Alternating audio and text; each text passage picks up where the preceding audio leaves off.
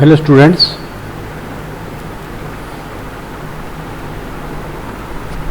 मैं doctor RP. Maheshwari आज ई lecture की सीरीज में E205 जो सब्जेक्ट है इलेक्ट्रिक सर्किट थ्योरी, इसमें graphical representation of parallel resonance, इसके बारे में हम डिस्कस करेंगे। सेम चीज़ हमने डिस्कस की थी जब हमने सीरीज रेजोनेंस डिस्कस किया था।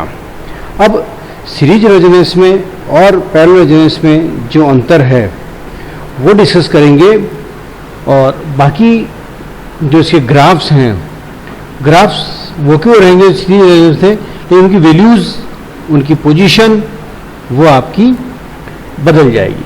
तो आज के लेक्चर में हम डिस्कस करेंगे graphical representation of series resonance. उससे पहले ग्राफिकल रिप्रेजेंटेशन को समझने के लिए या ग्राफ प्लॉट करने के लिए हम अलग अलग फ्रीक्वेंसीज के ऊपर इसकी बिहेवियर को डिस्कस करेंगे। तो सबसे पहले हम लेंगे जब f बराबर FAR है, इट मीन्स जब सर्किट की जो फ्रीक्वेंसी है वो रेजोनेंट फ्रीक्वेंसी के बराबर है, या आप ये कह सकते हो omega equals to omega AR, दोनों में से कुछ भी आप कह सकते हैं। तो ये जो पूरा रेजोनेंस का जो चैप्टर है, इसमें हम चाहे f लेके बात करें या ओमेगा लेके बात करें, एक ही बात है। केवल आपको जब न्यूमेरिकल आप सोल्व कर रहे हो या डेरिवेशन जब आप कर रहे हो, उस समय आपको देखना है कि यदि हर्ट्ज के अंदर कोई डेटा आपको दिया हुआ है या हर्ट्ज में कोई डेटा निकालना है आपने को, देन वी यूज f, और रेडियंस या रेडियन पर सेकंड में निकालना है तो हम यूज करेंगे ओमेगा। तो पैरेलल रेजोनेंस में रेजोनेंट फ्रीक्वेंसी पे क्या होगा, 1/ओमेगा L इक्वल टू होगा ओमेगा C। ठीक है, ये जो लास्ट लेक्चर था, हमने जब रेजोनेंट फ्रीक्वेंसी के लिए एक्सप्रेशन जो निकाला था, ठीक है, उसमें जो 3 ब्रांच जो सर्किट था उसमें 1/ओमेगा L बराबर ओमेगा C हो गया था। मीन्स ये जो इमेजनरी भाग है वो 0 हो गया था, लेकिन ये है ससेप्टेंस। 1/ओमेगा L ससेप्टेंस कहलाती है और ओमेगा C भी ससेप्टेंस कहलाती है। इसको प्रदर्शित करते हैं BC से, इसको प्रदर्शित करते हैं BL से। ठीक है, तो इस स्थिति में जो Y होगा, एडमिटेंस होगा सर्किट का, वो मिनिमम होगा। क्यों? क्योंकि इसका इमेजनरी भाग तो 0 हो गया। तो y इक्वल टू होगा पहले रेजोनेंस में 1/R माइनस j/ओमेगा L प्लस j/ओमेगा C, या y बराबर हम कह सकते हैं 1/R प्लस j कॉमन आ जाएगा, तो फिर वो बचेगा ब्रैकेट में माइनस 1/ओमेगा L प्लस ओमेगा C। ठीक है, तो जब इमेजनरी पार्ट 0 हो जाएगा, उस स्थिति में 1/ओमेगा L equal to omega C होगा, और इमेजनरी पार्ट 0 हो जाएगा तो y की वैल्यू कितनी बचेगी, 1/R बचेगी। So this y is minimum at the time of resonant frequency. Means ये y होगा, ये मिनिमम होगा, इसका मान न्यूनतम होगा रेजोनेंस में। ठीक है, z y का उल्टा होता है, z इक्वल टू 1/y या y इक्वल टू 1/z, दोनों में से आप कुछ भी कह सकते हैं। कहने का मतलब ये है कि y और z दोनों आपस में एक दूसरे के उल्टे होते हैं। इस स्थिति में यदि जब आपके y मिनिमम है, इट मीन्स z आपके मैक्सिमम होगा। ठीक है, समझ में आ गया? क्लियर? I, अब I इक्वल टू होता है V/Z सर्किट में, I इक्वल टू V/Z। तो जब देखिए z जब मैक्सिमम है, नीचे वाले टर्म जब मैक्सिमम है, तो I इक्वल टू क्या होगा, मिनिमम होगा। तो अनुनाद आवृत्ति पर I आपके मिनिमम होगा, जबकि पैरेलल सीरीज रेजोनेंस में I आपके अधिकतम था। Okay, next is power factor. ठीक है, देखिए सर्किट केवल कैसा बच रहा है, रजिस्टिव। सर्किट कैसा बचेगा, रजिस्टिव। क्यों रजिस्टिव बचेगा, क्योंकि ओमेगा सी बराबर 1/ओमेगा एल है, तो ये तो टर्म हो जाएगी 0, तो सर्किट में केवल आर बचेगा, जिसको हम कहते हैं रजिस्टिव। जब सर्किट केवल रजिस्टिव है, उस स्थिति में पावर फैक्टर हमेशा इकाई होगा, क्योंकि प्योर रेजिस्टेंस में सर्किट का जो होता है पावर फैक्टर हमेशा यूनिटी होता है, उसको हम कहेंगे मैक्सिमम। क्योंकि cos फाई जो होता है, cos फाई की जो वैल्यू है वो 1 से ज़्यादा हो नहीं सकती, तो मैक्सिमम वैल्यू कितनी होगी, इकाई होगी। ओके, तो ये सारा जो एनालिसिस है ये कब है, जब हमारी सर्किट की फ्रीक्वेंसी अनुनाद आवृत्ति के बराबर है। अब सपोज हमने क्या किया कि फ्रीक्वेंसी को सेकंड केस ले रहे हैं, when F is less than F A R और omega is less than omega A R, means circuit की जो फ्रीक्वेंसी है वो अनुनाद आवृत्ति से कम है। ठीक है, इस स्थिति में क्या होगा, देखिए जब सर्किट की फ्रीक्वेंसी एफ से कम है, तब जब बराबर है तो 1/ओमेगा L equal to omega C. अब हमने क्या किया कि ओमेगा का मान कम कर दिया, तो यहां देखिए जब ओमेगा का मान मैं कम कर दूंगा तो 1/ओमेगा एल का मान बढ़ जाएगा, और इस ओमेगा को कम करूंगा तो इस ओमेगा सी का मान कम हो जाएगा। कहने का मेरा तात्पर्य यह है कि जब F is less than F A R और omega is less than omega A R, उस स्थिति में 1/ओमेगा L is greater than omega C, means inductive जो ससेप्टेंस है उसका मान कैपेसिटिव ससेप्टेंस से ज़्यादा हो जाएगा। ओके, तो 1/ओमेगा L is greater than omega C, तो उस स्थिति में जो सर्किट होगा, सर्किट किस प्रकार का होगा, इंडक्टिव नेचर का होगा, जबकि सीरीज रेजोनेंस में यहाँ पर कैपेसिटिव होता था। और देखिए जब सर्किट इंडक्टिव है तो निश्चित रूप से उसका जो पावर फैक्टर है वो लैगिंग प्रकृति का होगा। इंडक्टिव का पावर फैक्टर हमेशा कैसा होगा, लैगिंग प्रकृति का होगा। ठीक है, समझ में आ गए। अब नेक्स्ट केस, यदि f का मान एफ ए आर से ज़्यादा है, मीन्स सर्किट की फ्रीक्वेंसी का मान अनुनाद आवृत्ति से ज़्यादा है, f is greater than F A R और omega is greater than omega A are.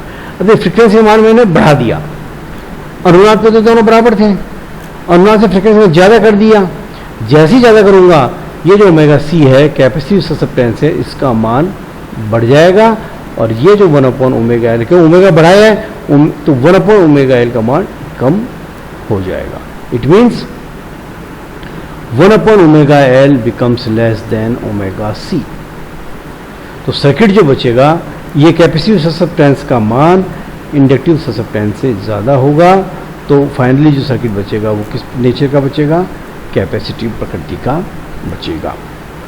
तो जब कैपेसिटिव प्रकृति का सर्किट है उस स्थिति में जो पावर फैक्टर होगा उसकी प्रकृति लीडिंग प्रकार की होगी। ये पूरा नहीं आ रहा है पिक्चर के अंदर, आप इसको पूरा लिख लीजिए, लीडिंग प्रकार की प्रकृति इसकी होगी। ठीक है, तो रेजोनेंट पे circuit resistive, power factor maximum, unity. जब अनुनाद आवृत्ति से कम कर देते हैं फ्रिक्वेंसी, सर्किट का nature inductive, power factor lagging प्रकृति का। जब फ्रिक्वेंसी का मान अनुनाद आवृत्ति ज़्यादा कर देते हैं, सर्किट का बिहेवियर कैपेसिटिव हो जाएगा और पावर फैक्टर लीडिंग नेचर का हो जाएगा। तो ये मोटा मोटा जो हमने डिस्कस किया है अनुनाद आवृत्ति का ग्राफिकल रिप्रेजेंटेशन। 3 केस हैं, जब फ्रिक्वेंसी का मान अनुनाद आवृत्ति से कम हो, अनुनाद आवृत्ति के बराबर हो और अनुनाद आवृत्ति से ज़्यादा हो। ये 3 केस हमने डिस्कस किए हैं। अब ये जो डिस्कशन किया है सारा का सारा, इसको हम ग्राफ के ऊपर प्लॉट कैसे करें, ये ग्राफ के ऊपर हमने इसको प्लॉट किया है। ठीक है, तो इसको एक बार मैं रोटेट कर देता हूं।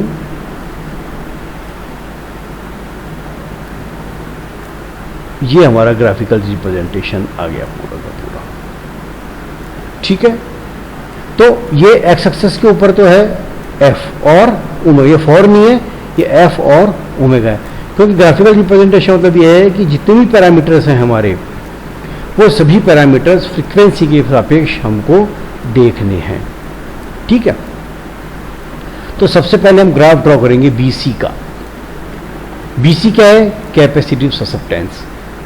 क्या है? BC equal to omega C, तो BC is proportional to omega, ये हमारा बीसी का ग्राफ आएगा। तो सीधा समानुपाती है ओमेगा के, तो बीसी का जो ग्राफ है, ओमेगा सी का जो ग्राफ है, वो स्ट्रेट लाइन आएगी, ये स्ट्रेट लाइन आएगी, ये स्ट्रेट लाइन आएगी। ये आ रही ओमेगा सी की लाइन, ये बीसी की लाइन कह दीजिए, चाहे ओमेगा सी की लाइन कह दीजिए। ओमेगा के सापेक्ष ग्राफ कैसा आएगा? ओमेगा सी का सीधी रेखा आएगी। ठीक है, अब हम कहेंगे BL inductive susceptance, BL equal to 1 upon omega L। ठीक है, तो BL is proportional to 1 upon omega, inversely proportional है। ओमेगा बढ़ेगा, B का मान कम होगा, ओमेगा कम होगा तो B का मान ज़्यादा होगा। इसके साथ साथ आप ये भी देखना है कि ये माइनस में आता है, 1 अपॉन ओमेगा L किस में आता है? जब y लिखते हैं माइनस के अंदर आता है, तो ग्राफ नीचे की तरफ आएगा। और देखिए ये फ्रीक्वेंसी है, तो जब फ्रीक्वेंसी का मान कम है तो इस BL का मान ज़्यादा होगा, और जैसे जैसे फ्रीक्वेंसी बढ़ती जाएगी BL का मान कम होता जाएगा। जैसे फ्रीक्वेंसी बढ़ रही है इसका मान कम होता जाएगा। ठीक है, अब हमको ग्राफ खींचना है नेट ससेप्टेंस का। नेट ससेप्टेंस का, net susceptance means omega C minus omega L का ग्राफ खींचना है। तो इस सिंबल का मतलब यह है कि दोनों में कोई भी बड़ा हो सकता है, या तो omega C minus 1 upon omega L होगा, या 1 upon omega L minus omega C हो। तो देखिए इधर देखिए, ये ओमेगा सी का ग्राफ है, यहां तक इसका मान कम है, जबकि ओमेगा एल का मान आपके ज़्यादा, ये ओमेगा एल है, इसकी वैल्यू ज़्यादा है, तो ग्राफ में दिस माइनस दिस करूंगा तो ये बच जाएगा आपके। तो नेट ससेप्टेंस का जो ग्राफ है वो यहाँ कहीं से चालू होगा, और जैसे जैसे फ्रीक्वेंसी बढ़ती जाएगी ये ग्राफ ऊपर चढ़ता जाएगा, और जब अनुनाद आवृत्ति में हम पहुँच जाएंगे, ये ओमेगा AR या FAR इस बिंदु पे पहुँच जाएंगे, उस स्थिति में ओमेगा सी बराबर 1 अपॉन ओमेगा एल होगा। तो उस स्थिति में इस पूरे का मान कितना हो जाएगा? 0 हो जाएगा। तो ग्राफ यहाँ पहुँच जाएगा 0 पे, एक्स एक्सिस में ग्राफ है वो 0 पे पहुँच जाएगा। इसका मतलब यह है कि नेट ससेप्टेंस जो है वो 0 हो जाएगी। अब इसके वापस बाद यदि हम ओमेगा को बढ़ाते जाएंगे तो देखिए ये BL का ओमेगा एल का मान तो कम होता जा रहा है, जबकि ओमेगा सी का मान बढ़ता जा रहा है, तो अब वैल्यू बढ़ जाएगी। अब इस स्थिति में यहाँ ओमेगा सी बराबर 1 अपॉन ओमेगा एल है, इससे पहले 1 upon omega L is greater than omega C है, और इसके बाद omega C is greater than omega L है। ये अभी ऊपर हमने आपको टेबल के अंदर समझाया दिया था। तो ये नेट ससेप्टेंस का ग्राफ आ गया, ये कैपेसिटिव ससेप्टेंस का ग्राफ आ गया, और ये इंडक्टिव ससेप्टेंस का ग्राफ आ गया। ओके, देखिए जब अनुनाद आवृत्ति से कम आवृत्ति है सर्किट का बिहेवियर कैसा होगा? इंडक्टिव होगा। ये हमने आपको ऊपर इस ग्राफ के अंदर आपको समझा दिया था। सर्किट बिहेवियर कैसा होगा? इंडक्टिव होगा। ठीक है, जब इंडक्टिव है तो पावर फैक्टर की जो प्रकृति है वो कैसी होगी? लैगिंग प्रकार की होगी। और जब अनुनाद आवृत्ति से ज़्यादा आवृत्ति है तो सर्किट का बिहेवियर कैपेसिटिव होगा, और जब सर्किट का बिहेवियर कैपेसिटिव है तो जो पावर फैक्टर है वो किस प्रकृति का होगा? वो आपके लीडिंग प्रकृति का होगा। ठीक है, और यहाँ पे रेजोनेंट फ्रीक्वेंसी के ऊपर जहाँ पे ओमेगा सी बराबर 1 अपॉन ओमेगा एल होंगे, उस स्थिति में सर्किट प्योरली रेजिस्टिव होगा। ठीक है, तो इस प्रकार से सर्किट 3 अलग अलग तरीके से बिहेव करता है। जब आवृत्ति का मान अनुनाद आवृत्ति के बराबर है सर्किट रेजिस्टिव होगा, पावर फैक्टर यूनिटी होगा, मैक्सिमम होगा। जब फ्रीक्वेंसी अनुनाद आवृत्ति से कम कर दी जाती है सर्किट इंडक्टिव होगा, पावर फैक्टर की प्रकृति लैगिंग होगी। जब फ्रीक्वेंसी अनुनाद आवृत्ति ज़्यादा कर दी जाती है, सर्किट का बिहेवियर कैपेसिटिव होगा, और जब कैपेसिटिव बिहेवियर होगा तो पावर फैक्टर सर्किट का लीड प्रकृति का होगा। अब हम ग्राफ खींचेंगे y का या एडमिटेंस का। ऊपर हमने देखा था कि जो y है, y इज मिनिमम, ठीक है, रेजोनेंस पे y आपका मिनिमम है, तो ये मिनिमम ग्राफ आपका इस तरह से आ जाएगा। ये जो ये y का ग्राफ है ये इस तरह से, ये ठीक है, समझ में आ रहा है। ये कर्सर चल रहा है, आपके पेन चल रहा है, ये y की वैल्यू बढ़ती कम होती गई, कम होती गई, कम होती गई, कम होती गई, कम होती गई, और इस पॉइंट पे आके y मिनिमम हो गया किसके बराबर, 1/r के बराबर। क्यों? क्योंकि रिएक्टिव पार्ट तो जे वाला पार्ट तो 0 हो गया, फिर वो बढ़ा दिया तो वापस y का मान बढ़ने लग जाएगा। तो मिनिमम कर्व इस तरह से बनेंगे रेजोनेंस के ऊपर। अब देखिए जब y मिनिमम है, ठीक है, तो z जो है वो y का उल्टा होता है। z जो है वो y का उल्टा होता है, तो ये z का कर्व बन जाएगा, ये वाला उल्टे कर्व इस तरह से बना दिए। मैक्सिमम वैल्यू वाले कर्व ऐसे बनेंगे, मिनिमम वैल्यू वाले कर्व इस तरह से बनेंगे। तो z का जो कर्व है y का उल्टा हो जाएगा, y मिनिमम था अनुनाद आवृत्ति पे, z आपके मैक्सिमम हो जाएगा। अनुनाद आवृत्ति पे z इज मैक्सिमम। ओके, अब आपके थर्ड ग्राफ है, वो है करंट का। क्योंकि जेड मैक्सिमम है, ये जेड है, ये वाला जो कर्व है जेड का, ये जो कर्सर चल रहा है this is the curve Z. क्योंकि जेड मैक्सिमम है रेजोनेंस के ऊपर, यहां मैक्सिमम वैल्यू आ रही है, तो आई बराबर होता है V/Z। क्योंकि जेड मैक्सिमम है तो आई का मान मिनिमम होगा, I = V/Z, Z is maximum, नीचे कोई टर्म मैक्सिमम है तो उसका रिजल्ट मिनिमम आएगा। तो इस स्थिति में आई आपके मिनिमम होगा। ये आई का कर्व, ये आई का कर्व, ठीक है, ये आई का कर्व है, ये वाई का कर्व है, और ये जेड का कर्व है। इसको आई और वाई को आप इंटरचेंज कर सकते हैं, पहले वाई अंदर वाई आ सकता है, बाहर आई आ सकता है, उससे कोई फर्क नहीं पड़ेगा। आपको ये ध्यान रखना है जो शेप है ग्राफ की, वो ग्राफ की शेप आपके ऐसी ही रहनी चाहिए, मिनिमम वाले मिनिमम की जैसे, मैक्सिमम वाले मैक्सिमम की जैसे। So I is also minimum at the time of parallel resonance. और लास्ट ग्राफ है वो है पावर फैक्टर का। हमने इस टेबल में देखा कि जो पावर फैक्टर है, ये पावर फैक्टर है, ये मैक्सिमम है, यूनिटी है, ठीक है। तो ये मैक्सिमम के लिए ग्राफ आपके ये आ गया। शुरू में पावर फैक्टर ये है, अब बढ़ता गया, और अनुनाद आवृत्ति पे पावर फैक्टर है वो मैक्सिमम हो गया। केवल ये ग्राफ है पावर फैक्टर का जो सीरीज में और पैरेलल में एक जैसा है, बाकी सारे ग्राफ उल्टे हैं सीरीज की तुलना में। तो power factor is maximum eight the time of resonance, ठीक है।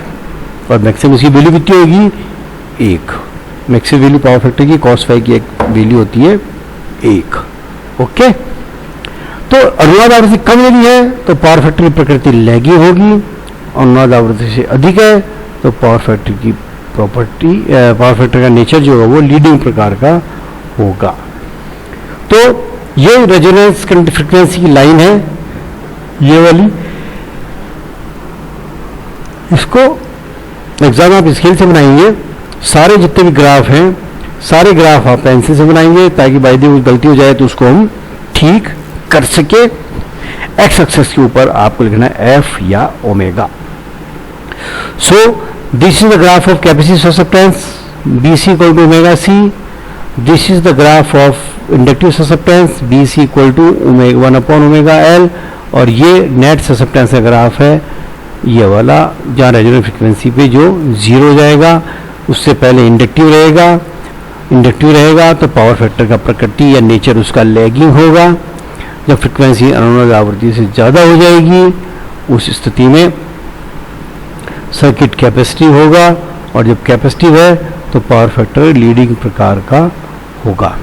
तो इस प्रकार से ये ग्राफिकल रिप्रेजेंटेशन है पैरेलल रेजोनेंस का, ठीक है। एग्जामिनेशन में आता है तो आपको एक तो ये टेबल बनानी है, और उसके बाद ये आपको नेट पेंसिल स्केल की सहायता से ये डिफरेंट ग्राफ आपको प्लॉट कर रहे हैं।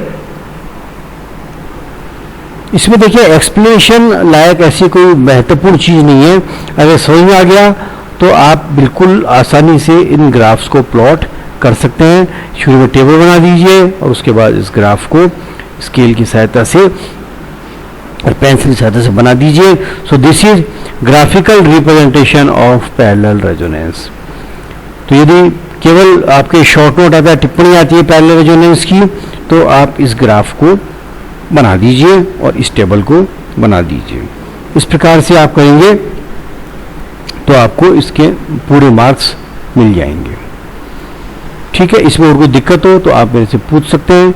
तो ये टेबल जरूर बना दीजिए, ठीक है, और इस टेबल के हिसाब से फिर ये डिफरेंट जो ग्राफ्स हैं उनको आप प्लॉट कर दीजिए, जिससे आपको ये सारी चीज़ समझ में आ जाएगी। अब अगर इनमें कोई किसी प्रकार की दिक्कत है आपको, अब ये देखिए टर्म जो ससेप्टेंस है ये आपको पढ़नी पड़ेगी। फर्स्ट ईयर फिजिक्स में आपने पढ़ा होगा, नहीं पढ़ा कोई बात नहीं, आप केवल ये वर्ड याद रख लीजिए, ससेप्टेंस आपको लिखने की जरूरत नहीं है, केवल टर्मिनोलॉजी याद रख लीजिए, B C equal to omega C, so B C is proportional to omega. इसी प्रकार से ये इंडक्टिव ससेप्टेंस है, बी एल इक्वल टू 1/ओमेगा एल और B L is proportional to 1/ओमेगा। ये दो टर्म आपके लिए नहीं है ससेप्टेंस वाली, अगर फर्स्ट ईयर फिजिक्स में आपने इसको नहीं पढ़ा है तो। इसके अलावा सारा बिल्कुल आसान है। तो इस प्रकार से आप इसको समझ लीजिए ढंग से, और you can prepare your notes also.